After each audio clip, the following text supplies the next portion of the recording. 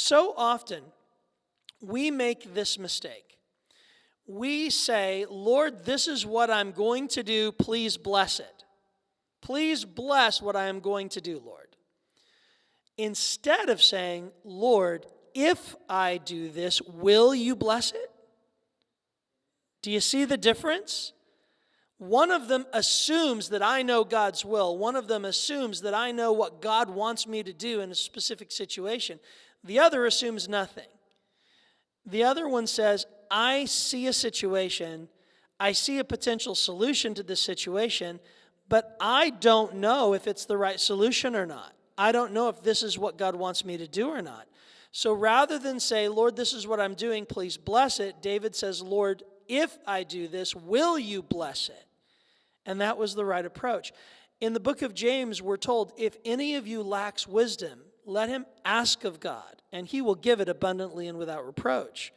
Proverbs chapter 3, verses 5 and 6 say, trust in the Lord with all your heart, and lean not on your own understanding. You see, David could have leaned upon his own understanding here. Oh, I know how to fight the Philistines.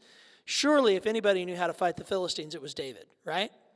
David had a level of expertise in regards to fighting the Philistines that was subpar to none, right? He was over and above his contemporaries in knowing how to fight the Philistines. David was an expert Philistine fighter, without a doubt. And yet he doesn't assume that he knows the right answer. He seeks the Lord first. And so David inquired of the Lord, saying, shall I go up against the Philistines? Will you deliver them into my hand? And the Lord said to him, go up, for I will deliver them into your hand. So they went up to Baal-perazim, and David defeated them there. Then David said, God has broken through my enemies by my hand like a breakthrough of water. Therefore, they called the name of that place Baal-perazim.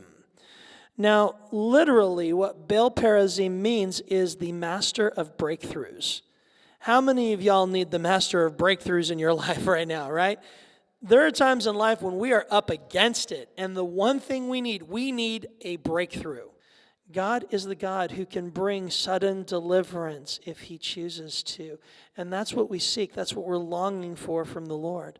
So they went up to Baal-perazim, and David defeated them there. And then David said, God has broken through my enemies by my hand like a breakthrough of water. Now here's the important thing, too, that I want you to recognize.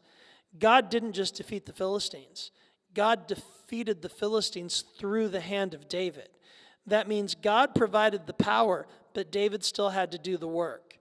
God provided the strength, but David still had to fight the battle. The victory was from God, but David's hand held the sword.